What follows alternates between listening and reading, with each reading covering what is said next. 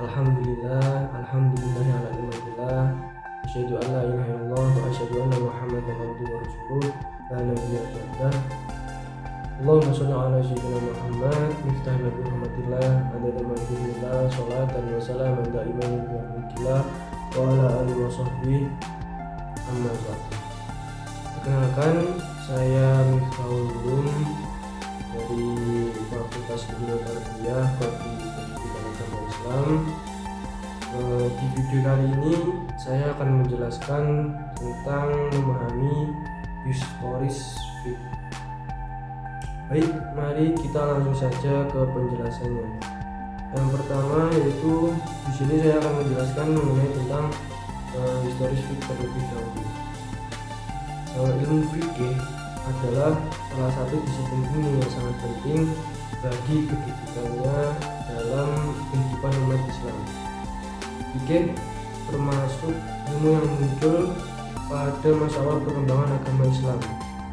Secara esensialnya, fikih itu sudah ada pada masa Nabi Muhammad SAW, walaupun belum menjadi sebuah disiplin ilmu tersendiri, karena pada masa Nabi Muhammad SAW semua persoalan keagamaan yang muncul waktu itu langsung ditanyakan kepada Nabi Muhammad SAW. Maka seketika itu juga solusi permasalahan tersebut bisa ditemukan atau terobati dengan tentunya bersumber pada Al-Quran dan Quran.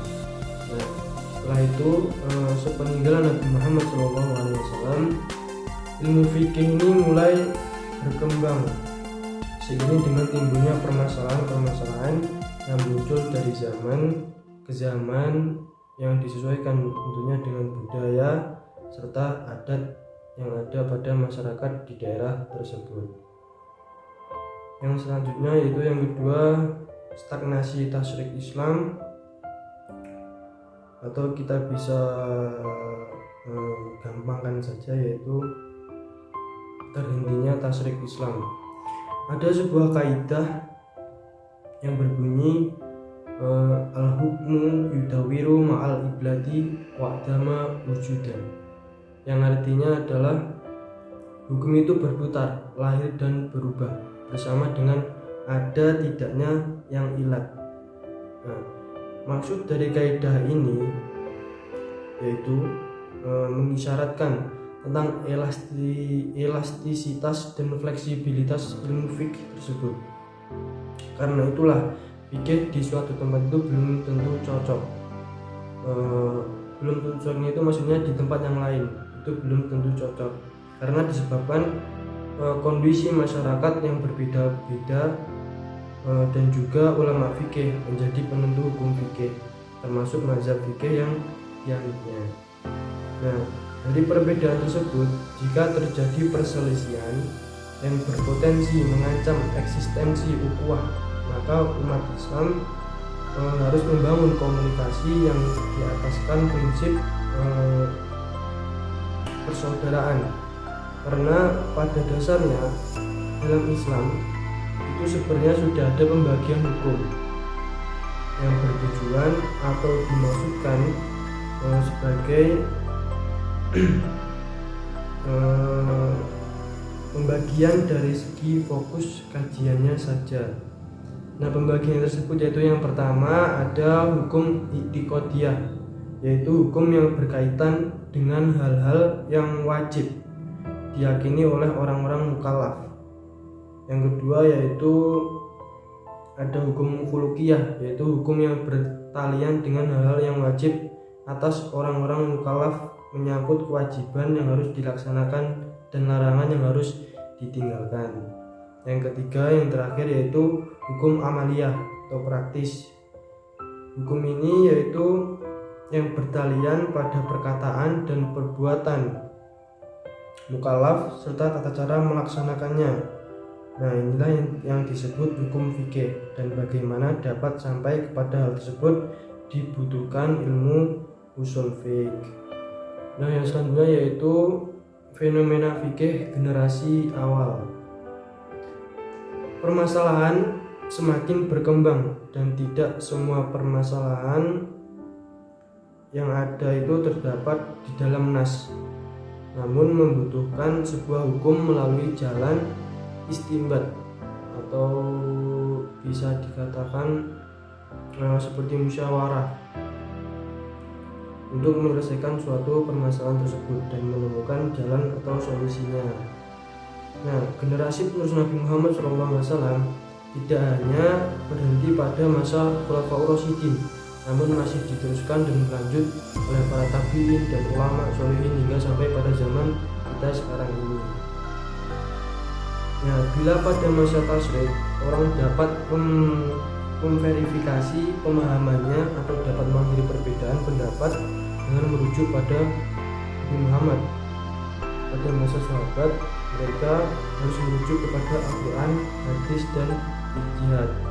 Nah, sementara itu ekspansi kekuasaan pemerintahan Islam dan interaksi Islam dengan peradaban-peradaban telah menimbulkan masalah-masalah baru, sehingga para sahabat akhirnya mengembangkan pemahaman fikih dengan merujuk kepada nas agama atau dengan menggunakan ra'yu melalui prosedur ijtihad mereka.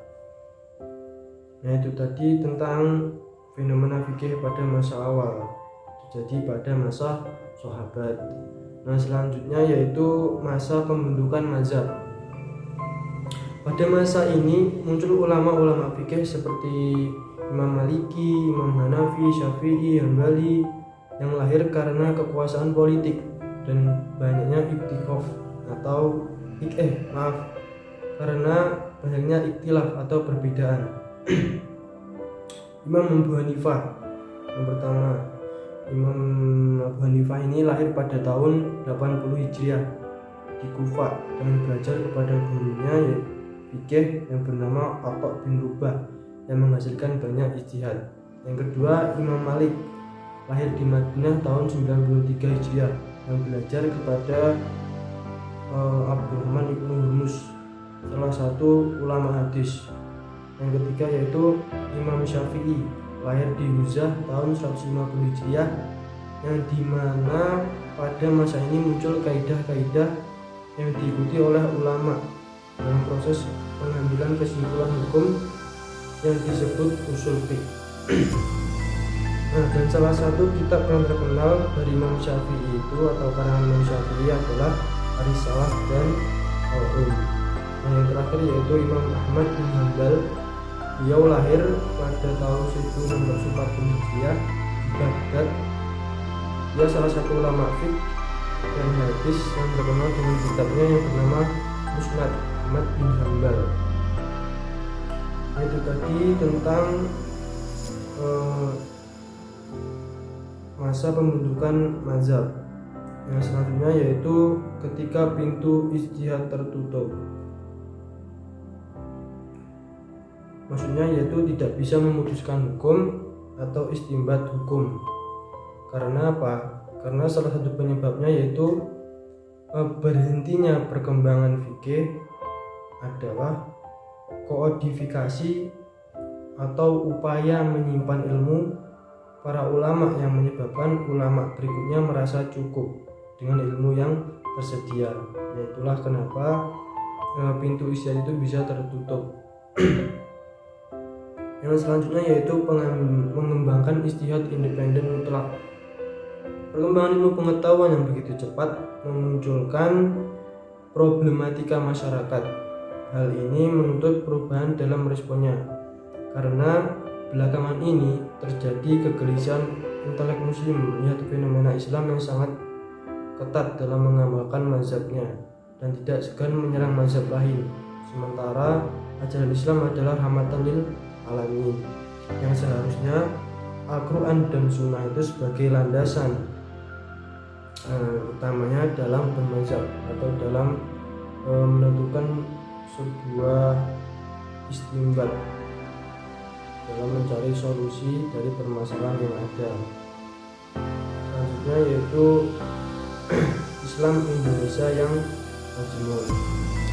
Di Indonesia itu umat Islam merupakan umat Islam yang heterogen atau unik, sehingga dibutuhkan penanganan yang khusus, yang mana konflik atas nama agama merupakan masalah serius yang harus dipertimbangkan dalam mengambil kebijakan. Nah, maka dari itu diperlukan produk istihad yang berdasarkan sosiokultural atau sesuai kebudayaan masyarakat yang ada. Contohnya yaitu seperti di Kudus. Di Kudus itu tidak boleh menyembelih sapi dikarenakan warga sana itu atau masyarakat sana itu menganggap bahwasanya sapi itu seperti dihormati, merupakan Tuhan agama lain. Maksudnya yaitu di sini sapi di Kudus itu dianggap sebagai Tuhan, tapi Tuhan di sini dari anggapan agama yang lain.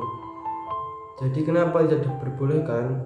Karena di sini posisinya hanya menghormati atau menghargai kepercayaan mereka. Jadi tidak diperbolehkan menyembelih sapi, tapi digantikan dengan kerbau. Itu salah satu contohnya di Kudus. Yang selanjutnya yaitu kearifan menyikapi perbedaan. Konflik di tengah masyarakat itu pasti ada keragaman dan perbedaan adalah rahmat dari Allah Subhanahu wa taala. Perbedaan yang dilandasi dengan kearifan akan melahirkan kompetisi secara sehat untuk memperoleh kebaikan, dan ilmu fikih itu sendiri memberikan jawabannya yang secara tuntas terhadap permasalahan yang dihadapi atau permasalahan yang ada di tempat tersebut. Nah, yang terakhir yaitu urgensi perumusan fikih Islam Indonesia. Kuatnya umat Islam bermadzhab dalam produk fikih atau bisa kita sebut mazhab qauli itu mengakibatkan melemahnya mazhab secara metodologi. Fikih ini menjadi produk pemikiran yang dipengaruhi oleh sosiohistoris masyarakat yang seharusnya tidak dipandang sebagai suatu absolut atau bisa dikatakan netral. Nah, akan tetapi harus diterjemahkan sebagai solusi masalah global. Itulah yang menjadi dampak yang ditimbulkannya. Demikian yang dapat saya sampaikan. Jika ada kesalahan itu datangnya dari saya, dan jika ada kebenaran itu datangnya dari Allah Subhanahu wa taala. Wassalamualaikum warahmatullahi wabarakatuh.